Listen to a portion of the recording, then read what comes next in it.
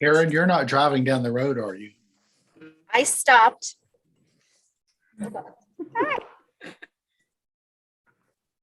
I stopped. We're 5 minutes from where we need to be, but it's good. It's quiet here. But my daughter's gonna be my my rest for my computer. Okay. How's everybody doing tonight? Good. How about you? Doing good. Good. We made it safely, although everything was delayed ridiculously. Well, I'm broadcasting from Pennsylvania, visiting some family.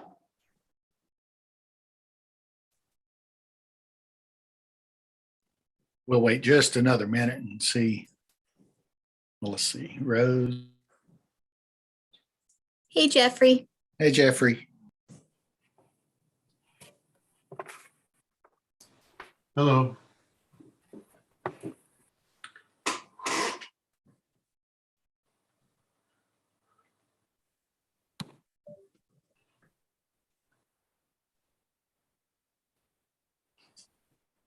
Well, I guess we can go ahead and get started. If everyone's ready, we'll go ahead and get started. Call the meeting to order. And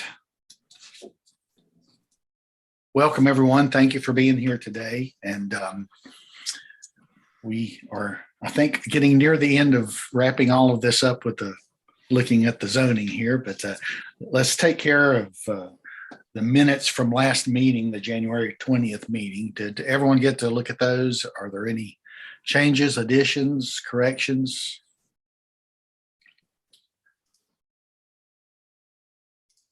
If none, can I entertain a motion to accept those minutes?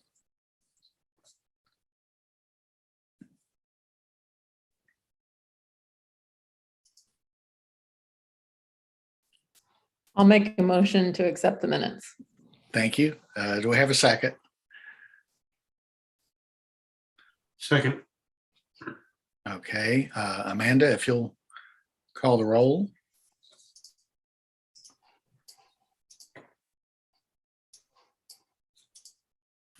Melissa, Yes. Russ, Yes. Jeffrey, Yes. Boyd. Yes. Okay. Is there any public comment we're aware of tonight? Okay. No public comment. So we'll jump right into the new business.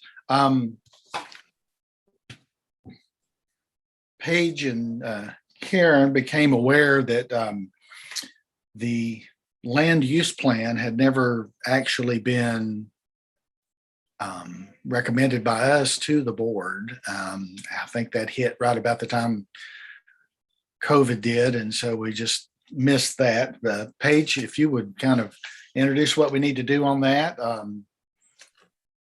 Yes. So Karen has a presentation, but basically the planning board worked on this land use plan and the ordinance assessment in 2018 and 19. And then we received it in the spring, summer of 2020 when the planning board wasn't meeting. So the planning board needs to make a recommendation to the town board on this land use plan. And then we also need to reapprove the recommendation on the zoning ordinance based on this land use plan. Okay. So you want to go ahead? Okay. Did you say Karen had something on this, or was that just on the other? No, I do. I have both. I'll be presenting on both. Okay. Thank you. Okay, let me just start this. Share screen.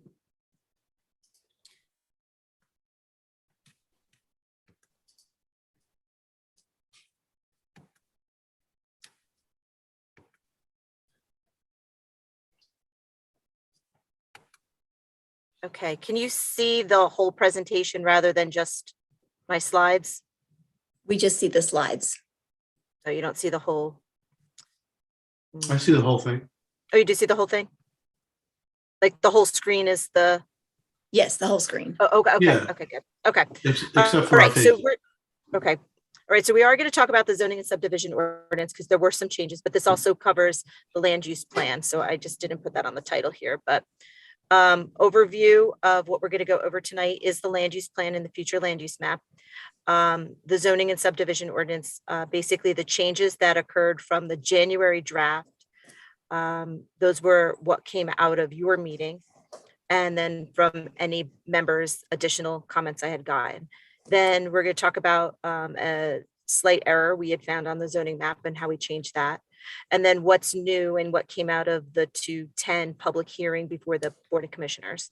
And then we're going to talk about the future discussion items that have kind of gotten pulled out of the ordinance and where we are going to go moving forward.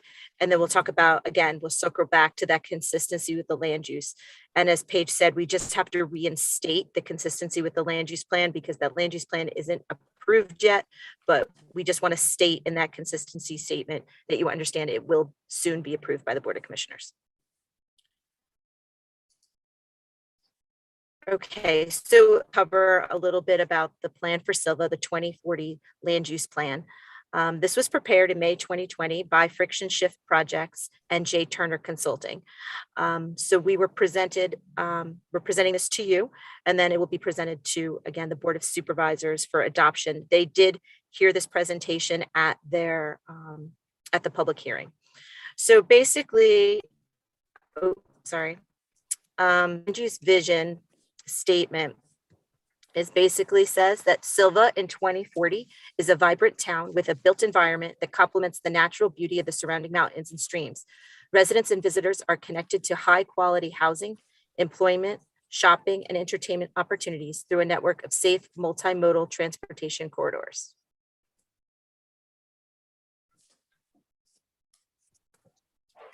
The plan for Sylva. This is basically just an overview of what the plan for Sylva will do. This will be used as a guide for making land use decisions, preparing and implementing ordinances, and influencing the rate and location of future growth. It outlines the vision of the community for addressing future land use.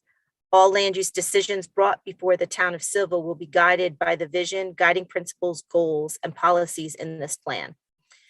Further, the plan outlines the vision of how Sylva will evolve and change over the next 20 years. The overall goal of the plan is to outline a roadmap that will maintain Sylva as a healthy, sustainable, and desirable place to live. So the makeup of this plan, basically, it goes over the column on the left. These are the items that are in it. So this is the contents. It's a community context.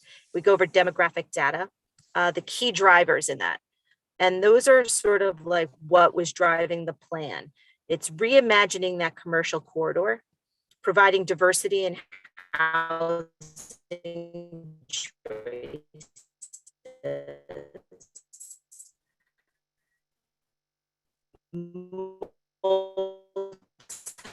multimodal mobility, zoning code modernization. And if you're wondering what multimodal mobility is, because these are a lot of big words here and ones that we're not using, it's about is providing transportation to get you from one point to another. So multimodal means, it might be a bus, it might be walking, it might be a bicycle, but it's basically how do you get from one point to another. Talks about character areas and then land use mapping. And we're going to look at the land use map in a second. And then it basically goes over goals and policies. And you'll remember from the last meeting, we talked about what some of these goals and policies were and how these were consistent with the zoning ordinance. And we'll talk about that again at the end of the presentation. But just to go over, there were 6 main goals of the land use plan. The first one is maintain Sylva as a unique, historic, vibrant, and attractive local and regional destination. Establish the NC 107 corridor as a model corridor for Southwestern North Carolina. Goal 3 was to maintain a healthy balance in land uses between residential, generators, workforce nodes, and park and open space. And a generator, just so that you know, I think we talked about this, is anything that really generates a population or a traffic center. So anything where, like a shopping center, an employment center, those are generators, anything that produces trips. Goal 4, future development in Sylva incorporates appropriate levels of density and design to support increased housing options, the viability of neighborhoods, commercial, and overall long-term neighborhood sustainability, I'm sorry. Goal 5, the physical character and identity of Sylva is maintained through a high degree of aesthetics and quality development. And goal 6, new development and redevelopment projects incorporate creative design.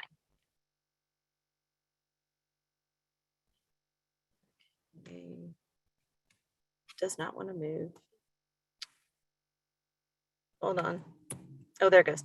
Okay, land use map.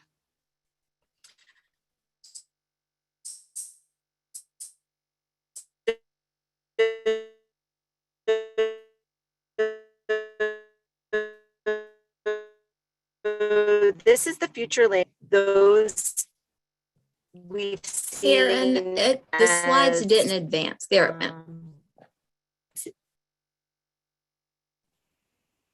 Oh, okay, sorry. Sorry.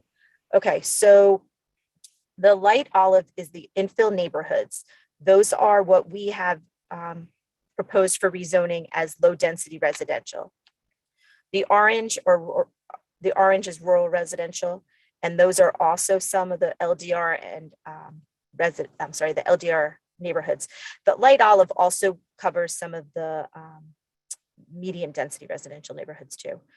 The aqua urban neighborhoods, these are primarily the high density residential. And I'll talk about the relationship between the zoning ordinance or the zoning map and the future land use map in a second. Purple is the commercial, so it's even the varying shades of purple. The downtown is in red. The medical area is in beige. The Skyland mixed use is mint, and the dark olive are the parks. So the connection that I wanted to talk about between zoning, one of the future things that we're going to be talking about is not just the zoning ordinance, but we're talking about the zoning map. And as we examine the zoning map, possibly after this activity, of approving the zoning ordinance, when we take a look at that zoning map, we're going to want to make those zoning districts in line or very close to in line with what that future land use map looks like, because the future land use map is really the guiding document for what where those zones will go.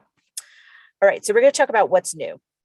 And again, these are the changes that happened from the January draft. These are the changes that came out of your meeting, your last meeting, and then things that were popped up maybe after the meeting and that we talked about with some comments that were mailed to us. So again, these were sent with the new draft in January. We talked about this, removal of open space requirements for the commercial corridor overlay district, remove the limit on the number of accessory structures. So now you're going to see that it's limited based on the square footage of the existing principal structure. We've even made a further change, and you'll read about that on the next slide. Updates to chicken keeping to remove references to permits. We clarified up to 10 hens and 1 rooster, and we allowed it in the HDR. You will see that this will be removed based on some conversation at the public hearing. We updated language throughout the ordinance to ensure that native plants are required to meet all of the landscaping requirements by this ordinance. We added marquee signs to Article 8. We added a definition of short-term rental. And then again, we updated the drafting of the zoning map because there was a small error when we translated that. It was just a drafting error, and I'll show you that on the next slide. Okay, so this is so impossible to read just because it's so small, but you can see the colors fairly easily. So the question of the 2 neighborhoods in general that were mismarked is this one up here. It's the 2 sort of like mustard color on the top part of the map. They had been designated as LDR, and they should have been MDR because they are currently an R2 zone. So when we translated that, that was done incorrectly. So we just wanted to show that this is the correct map. All right, did it advance for you to see the draft? Okay. Okay, so these are the changes that came out of the Board of Commissioners meeting, and also that it was the public hearing.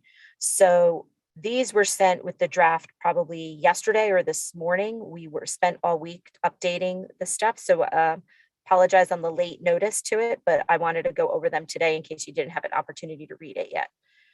Okay, so Appendix A, we updated the intent of the plant list to include native designation. We wanted that in there. Article 4, we changed the district conversion table to indicate that PUD zoning designations moved to HDR. And if a PUD was developed, which we don't think there are any PUDs that were actually developed, those would change to conditional districts because PUDs are usually approved with conditions. And when we convert that to the new zoning, you want to include those conditions. So we would just change that to a conditional district. Article 4, the building heights. We revised the building heights a little bit. We increased for multifamily in the HDR to 40 feet. It was 35. We decreased it in the general business. It was 70. We went back down to 50 to make that more in line with existing or with other proposed multifamily heights. And then we took out heights greater than 70 feet. And I believe that was in the institutional and in the general business. And we reduced those to 70 feet because that's the, I'm sorry, it just says the minimum, it should say the maximum, because that's the maximum that the fire department can reach with their ladder truck. Article 5, we revised our agricultural levels. That was the level 1 and a level 2 agriculture. We matched there was like a basic description in the use section. So we took those out and we replaced it with the definitions from Article 10. So those will be identical. So the agricultural levels in Article 5 will read exactly how it does in Article 10. We also revised the accessory structures. This is what I was talking about. We revised accessory structures to allow for a maximum of 500 square feet or 25% of the building area of the principal structure. And the reason for doing this is that we didn't want to penalize anyone who has a smaller home to say that they could not do a shed or a garage or some sort of other building in their yard because their 25% of their building would be too small. So we were saying you can do up to 500 feet or 25%, whichever is greater. Agricultural use in Article 5, we removed all references to chicken and beekeeping. And the Board of Commissioners has directed Planning Board to conduct further study. So you will be seeing that back to you with some more information on chicken keeping and beekeeping.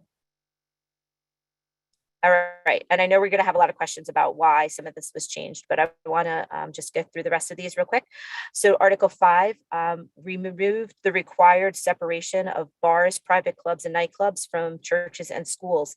And we also removed the regulations requiring a kitchen and serving of food with the serving of alcohol. These are alcohol control regulations. So it doesn't need to be controlled by the town when ABC is the one who is going to make those designations. Now, ABC doesn't require a separation, but what it does is when it gives a permit, it looks at how far a proposed liquor permit will be from a church or a school. So they put that into their formula when they do grant a permit or deny a permit. Article 7, we removed the ability of the zoning officer or zoning administrator to replace native plants with non-native plants. The Board of Commissioners felt very strongly that native plants must be used in all cases. Article 7, we prohibited upward facing lighting except for lighting of the US flag There was language in there that currently says that upward facing lighting is not to be used. However, we specifically listed it as a prohibited type of lighting. There was a reduction of the isofoot candle measurements, and isofoot candle measurements is the intensity of light. And we took that away. We reduced that at the property line for parking lots. It currently was 4 ISO candles, and we moved that down to 2. And then Article 7, there was a request to not have bright white lights, which are cool lights. So there's a certain temperature that measures the Kelvin scale of lighting. And we put that in the ordinance to ensure that it would be a warm color rather than bright white. Okay, and then we're going on to the future discussion items. Before we go through this list though, anybody have any questions as to why we made some of those changes, or I want to make sure that everyone's kind of on the same page. We weren't, nothing's trying again to get passed by you. The whole reason we're bringing it back to you is so that you can have an opportunity to discuss it in some detail. Okay, we're good with all of those? All right, so then we're just going to move on to these discussion items. And you probably have seen most of these, if not all of these, but we're going to just go through them real quick. All right, zoning map. So this is places, again, this is the discussion we were just having, that we're going to take a look at the zoning map and figure out where the new zones are most applicable. Where do you want to see increased density? Where do you want to see infill in your current neighborhoods? Where do you want to see the commercial development and those types of things? We're talking more about those separation of distances between uses. Sexually oriented businesses and family care homes are legally allowed to have distance separations between the two uses. So not between each other, but like between sexually oriented businesses and churches, or between schools. So those are set by the ordinance, and there's some discussion that maybe these distances are arbitrary, or that they're not, they're sort of old fashioned. So we're going to take a look at those to make sure that those are in line with what the town wants. Hillside and steep slope district overlay, just to make sure that those ordinances are working correctly and how they should be, to protect those hillsides and steep slopes. The native plant list, it is very extensive as it is, but it would be a refinement of that list to say, like, these certain trees or these certain shrubs are better for parking lots, or ones that drop acorns or something along those lines. You don't want them in parking lots because they're gonna litter. So finding out which trees are more appropriate for each type of development. Outdoor displays in the business districts. Currently, these are regulated in Article 7, but there was some discussion as to maybe expanding outdoor displays or sort of limiting it. So there was some discussion or warranting of discussion on outdoor displays. The big one that came out of the Board of Commissioners again is that agricultural level 1 uses. Chickens, beekeeping, and then goats was a new one that was added to that list. So they're going to be asking you to take a look at that. There was a very strong population speaking on behalf of Jams and the goats, not the goats, the chickens that are there. So even the limiting of the number and the penning of them was brought up. So you will have a very lively discussion, I would anticipate, on your chickens. And then to revisit the penalties section, for those of you who are not aware, the state legislation was changed to say that you can no longer issue a misdemeanor towards any type of zoning regulation that's included in 160D, with the exception of your minimum housing. So that has eliminated a lot of the teeth that's in your ordinance. And so it might be good to look at your fines and other types of penalties that you can enforce your zoning ordinance with. And then last but not least, discussion on night sky and lighting standards. Like I said, we have directed We have added quite a bit of strong language to prohibit upward facing lighting. But if you want to take it one step further and require a night sky, which is, talking about reflection and all other things up into the sky, and this also affects migratory birds, there might be a push to, again, revisit lighting standards. And last, I said last but not least, but I was wrong more. And the last topic is the Airbnbs. Sorry. This one, basically, we're leaving it in as it currently is. In the ordinance text, the Board of Commissioners felt it was fine to leave it in as is, basically because it's not requiring anything major. But the big thing that it is doing is saying what zoning districts it is and is not allowed, or is allowed and not allowed in. So the board would like you to look at Airbnbs in terms of where they should be allowed. Oh gosh, okay. All right, so now, I'm sorry, I skipped through a bunch of screens real quick, but we're gonna talk back about the consistency statement. And again, we can breeze through these because you already did this. And again, this is just a restatement. But this is how we see the land use plan being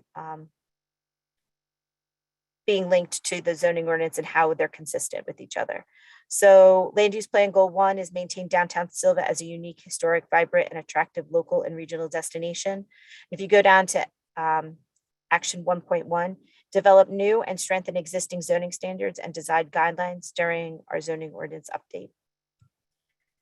Land use plan goal 2 was establish the NC 107 corridor as a model corridor in the southwestern North Carolina.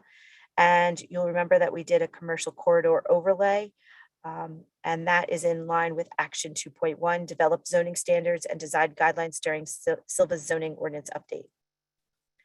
And then the last one is goal 4, future development in Sylva incorporates appropriate levels of density and design to support increased housing options, the viability of neighborhood, commercial, and overall long-term neighborhood sustainability. I keep saying that word wrong. And policy 4.2 talks about the density and intensity of development compatible with general characteristics of the zoning area. Changes in density and intensity may be supported when they enhance viability, character, and livability of the area. And we did increase the density and reduce some lot sizes in the zoning ordinance update to keep in line with some of these goals. All right, and last slide, moving forward. Tonight, we're going to ask you to again address any items that need update, removal, or further discussion. Make a recommendation on the land use plan. Make a recommendation on the zoning and subdivision ordinance. And then reinstate your consistency statement. Then also to approve or deny the land use plan. That's going to be at the commissioner's level. Then they will also approve or deny the zoning and subdivision ordinance.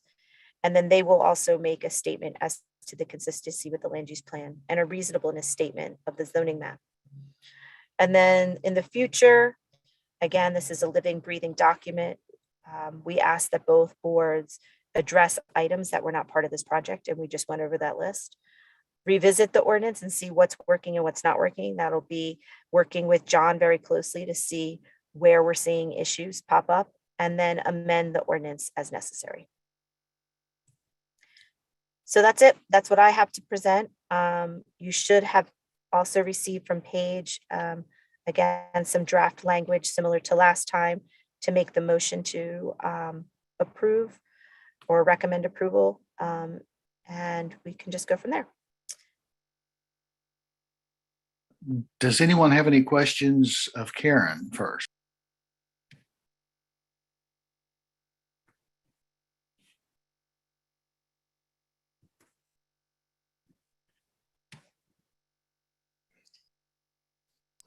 Questions just about the land use plan or about anything?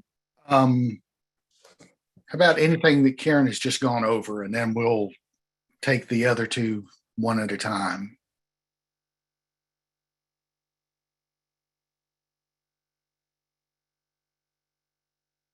Or if you won't, let's just look at the land use plan first. We'll do that. We'll make it a little simpler here. So first, let's look at the land use plan and see if does anyone have any questions on that in particular for Karen or for any of us.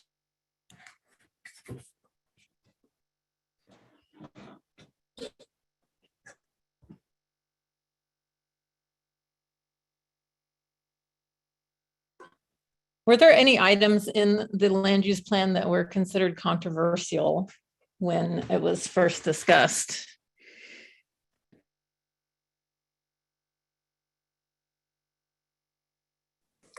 Well, the 107 corridor widening was a big discussion as we were starting to go through the ordinance assessment and the land use plan both.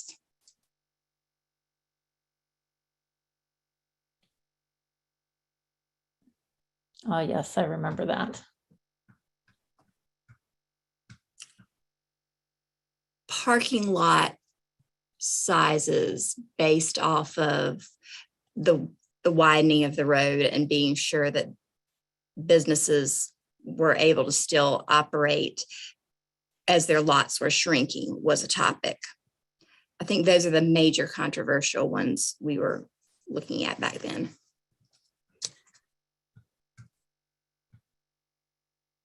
So is the land use plan something that will change over time or something that we leave as is? So for instance, like the existing zoning map within the land use plan has we plan to have the old zoning names and such. Will after the ordinance passes, will we need to go back and change it to, LDR, MDR, HDR, or so on? Or we just leave it as that's how it was at the moment it was passed?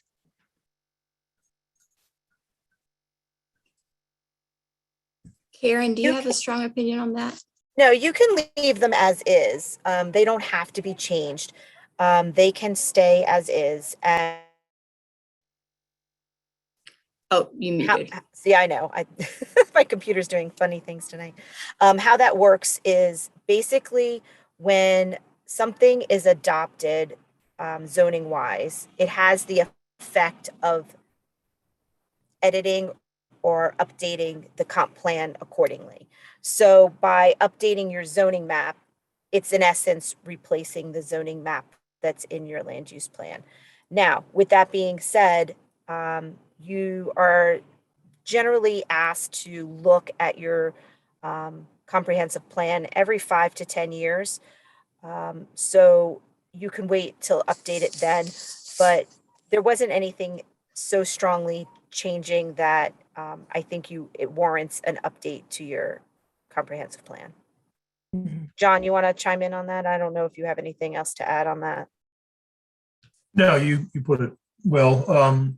The land use plans being the document that's guidance that sets goals. And obviously the zoning document is going to be the regulatory document that we're going to lean on for the enforcement side of things. So they are relative, but the land use plan is more long-term and in the future. And as it's what you want to be when you grow up. And so when you start to have some vision, you want to update your land use plan, which will in effect, by default, affect your zoning document.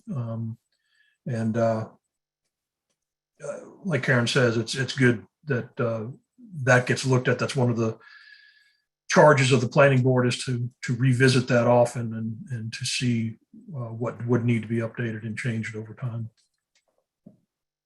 So it's really just used as a guide as decisions are being made along the way. But it's not set in stone. Is that? Well, you want to be consistent with it. In other words, the land use, if it's saying, okay, let's look at this and what are we going to be in the future for certain districts, for example. If we have a rezoning in the future where it's totally inconsistent with the land use plan, that's not consistent. And that could be challenged by the public in the future if you're not consistent with your land use. So yes, that's why you would look at that every 5 years or so to evolve if you need to. But if you're on track, then it's not necessary. You're just being consistent with what you've adopted or the town has adopted. And I'd like to add 160D was very specific. There's a whole new bunch of language in 160D that says if the town approves a rezoning, just like John said, that's inconsistent with the comp plan or your land use plan, it essentially has the effect of altering or amending your comprehensive plan. Because if the board goes against their guidance document, they've obviously wanted to make some sort of change in policy or change in direction. So by approving that rezoning that's inconsistent, they will in essence also change the land use plan. So that's where that comes into play. That's how much of a policy document it is, that it's not the teeth, but it is a guiding policy document.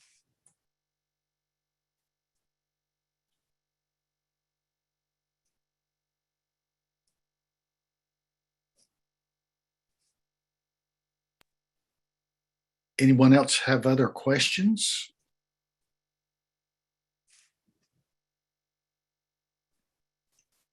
I don't necessarily have a question, but there's something in here that I thought I might want to comment on because it really underscores the need for housing in our community. If there are 3,896 jobs within the town of Sylva, but only 195 of those jobs are filled by people who actually live and work in Sylva.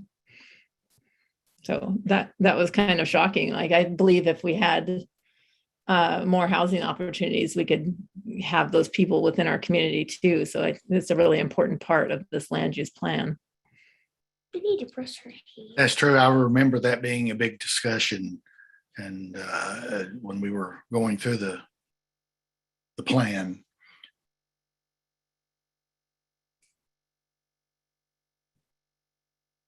I believe, Paige, did we decide a lot of those had to do with the university and the hospital? Yes, and that so many employers are on the outskirts of town, or that people are traveling through Sylva to get to those employers, that we're just landlocked. But yes, I think thinking about housing as we're going through these processes needs to be at the forefront of our minds. So it's just the people within the city limits that travel outside of the city limits, not outside of the county.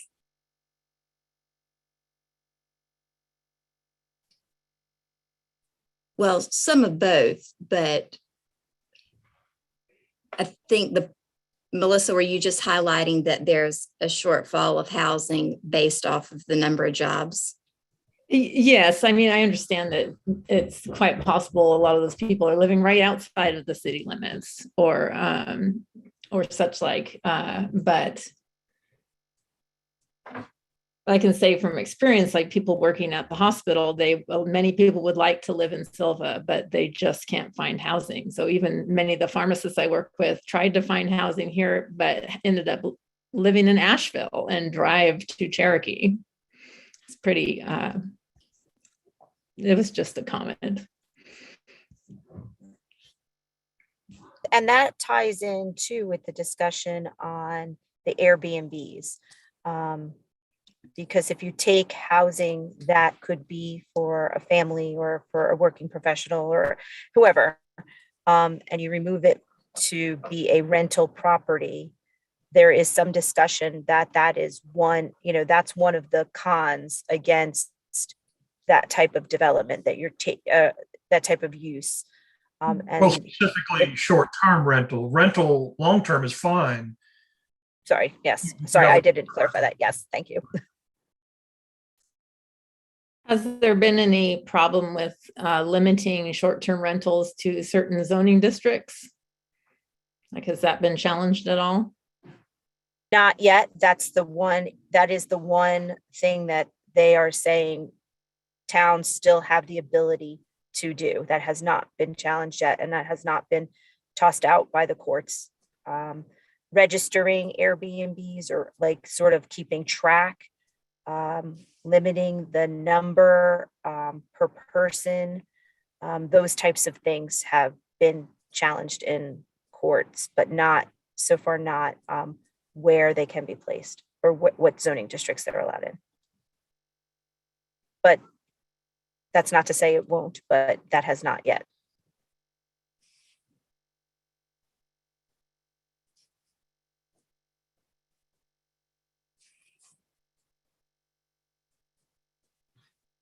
Any other questions or comments on?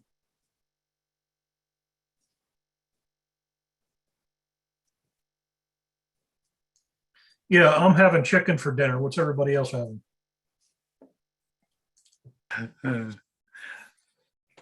All right. We're having cake. Whatever someone wants to bring me. Anything someone wants to bring me. Sounds great to me.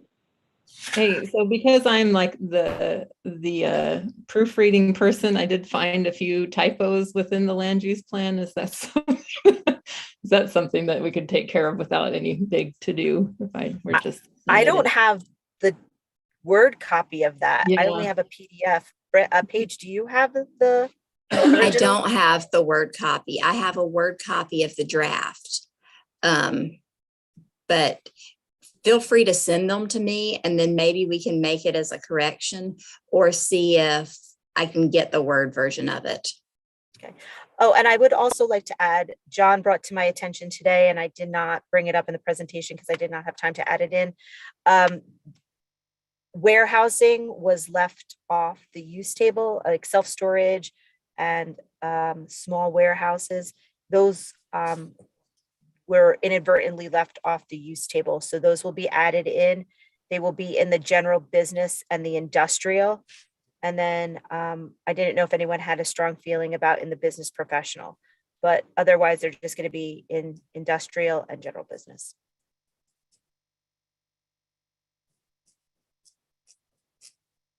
Okay, well, anything else? If not, did everyone receive the memo that has the recommended motions? If someone would like to make a motion to recommend the land use plan. Make that motion, Boyd. Okay. And All right, so I would like to make a motion that the Sylva Planning Board recommend approval of the plan for Sylva 2040 land use plan. okay, and I believe Alan seconded it there. I'll- Have a motion and a second. Any further discussion, questions? Okay, if not, Amanda, would you do a roll call for us, please? Russ, Yes. Jeffrey, Yes. Melissa, Yes. Alan, Yes. Boyd. Yes. Okay, thank you all. That will finally get sent to the board to be approved so they can move forward with the other. And then we also now need to look at the zoning ordinance update with those last changes that were made and recommend those since there have been some changes made. Do we have any discussion on that or questions on that?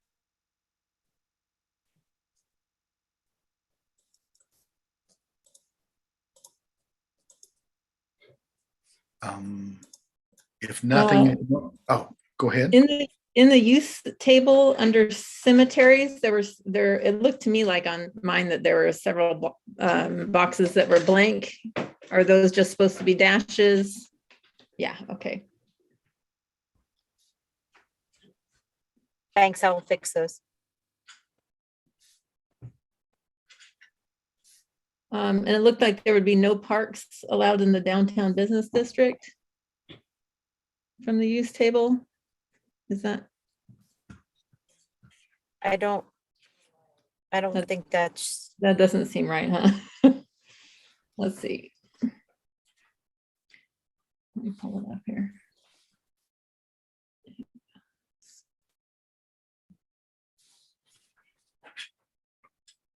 Yeah, so public under recreational uses, this is in the usage table, public parks, playgrounds and greenways. There's PS in every zone except for DTB, which is a dash. I'm wondering if that was just supposed to be permitted. John Page, do you remember from our discussion what that was? Or reasoning? I'm not sure if that was just overlooked. I don't recall that. I don't remember looking at parks specifically, but they're down there, so it needs to be allowed. I'll put that back in. Cool. Either that, I'll send a violation letter to the town after this thing passes. Got to get rid of that park. Mm. Buildings there. Bathrooms for bathrooms. You are not good enough. Melissa, thank you for being the proofreader. Ellen Hunter used to be our proofreader reader before. Anything else? Real quick, Mr. Chair, it is Melissa's 35th birthday, so everybody wish her a happy birthday. Happy birthday. Happy birthday. Okay. Thank you. Happy birthday. We'll make sure that gets in the minutes there. Okay, mommy. Yes. And thank you, John, for shedding some years off of that number. Okay. Any further questions regarding the zoning? Yes, I have another thing. So with the lighting, this is not going to, I believe, like along the roads and such, we have no control over that necessarily, correct? Like this is just for on the properties that are submitting development. Is that, I'm asking because there are many lights around town, the street lights that are being replaced with these very cool, like cool temperature, purple-ish lights instead of amber ones. Would our ordinance say anything about that, or is that the DOT's issue or the county? Duke. My understanding is that those purplish lights are actually a defective light, Yes. and Duke Energy is in the process of replacing quite a few of them that I've seen, at least. But that's not a chosen color. It was just a defective type of bulb. Mm-hmm. Okay.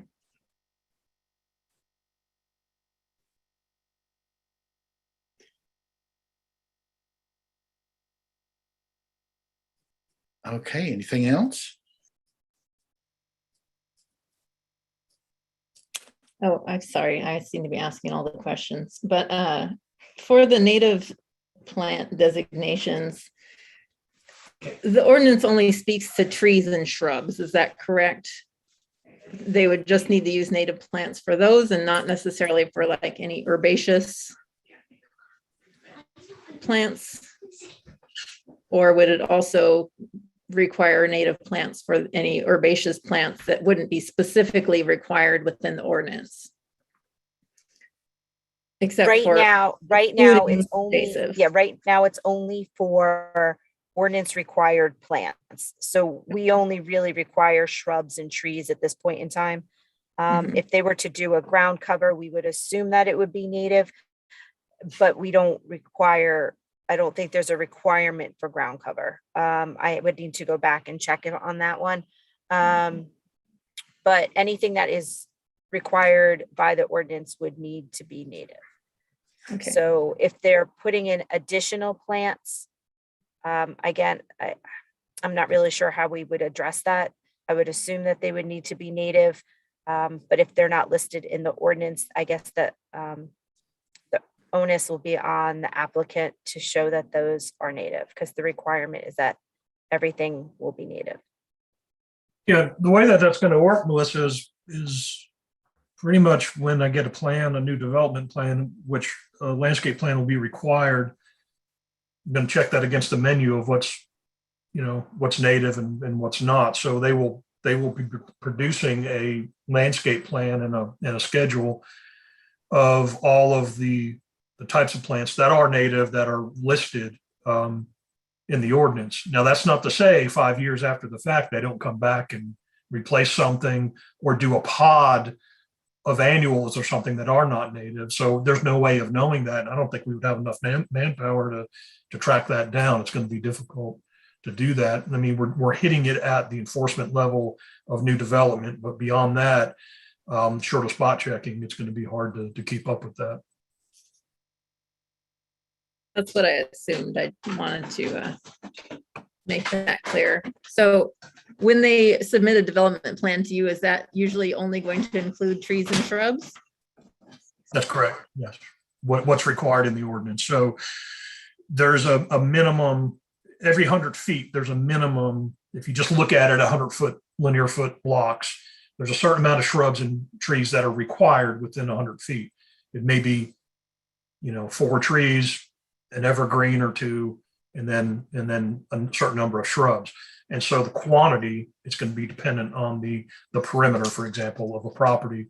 And so we'll be applying that math to it, and we'll just be adding it up, shrubs and trees and evergreens if required. So that's the way it usually works. And we're just basically checking those boxes. And then, of course, in the field for field inspection. But beyond that,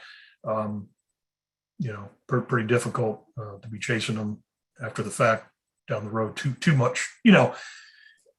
If they're not maintaining it, I have talked to property owners in the past. If they don't maintain it, I get after them because the ordinance says, hey, you have to maintain your beds, mulch it and that kind of thing. And they do. But beyond that, it's pretty difficult. Understood. Thank you for the clarification.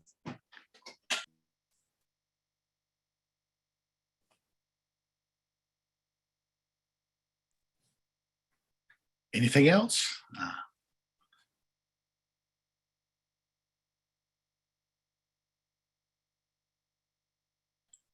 Okay. If no further questions or discussion, can I entertain a motion, which was included there with that other one, for the zoning and subdivision ordinance?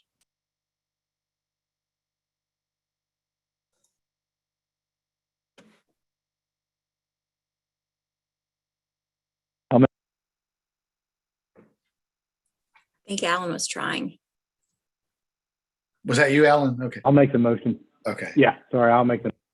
Okay. Do you have that in front of you? Could you read that? Yep. Somebody second me.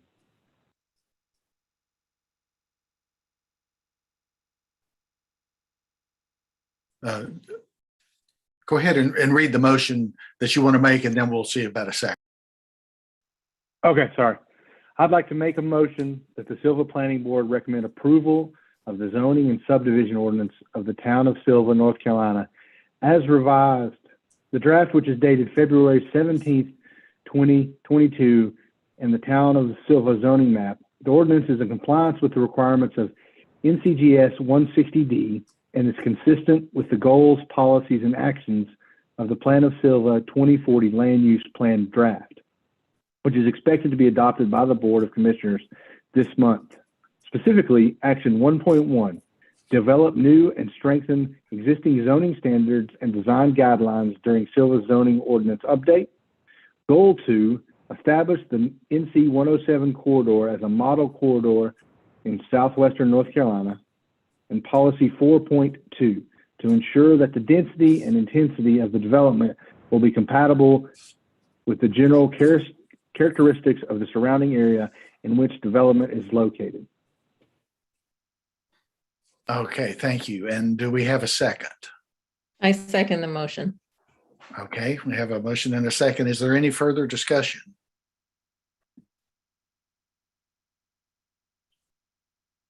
Okay, hearing no further discussion, if Amanda, you would do the roll, please. Melissa, Yes. Russ, Yes. Alan, Yes. Jeffrey, Yes. Boyd. Yes.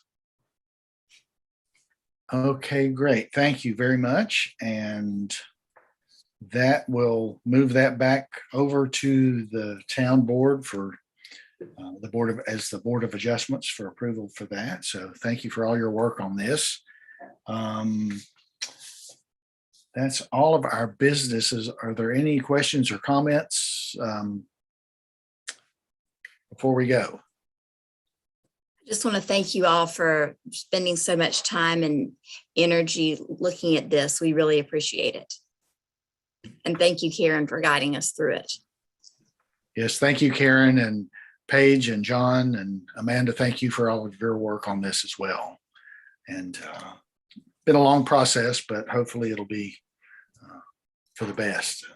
Very big team effort. So thank you. Okay, if there's nothing else, I believe we will, we need to entertain a motion to adjourn, please. I'll make a motion to adjourn, and I also am really excited about working on the future discussion items. Chickens. Sounds good. Do we have a second? Okay, I'll second it. Amanda, please. Melissa, Yes. Russ, Yes. Alan, Yes. Jeffrey, Yes. Boyd. Yes. Okay, well, thank you all very much. Hopefully we can meet back in person again. It's just so much easier to have a discussion. So anyway, thank you all again very much. Happy birthday, Melissa. And Thank you. see everyone Bye-bye. later.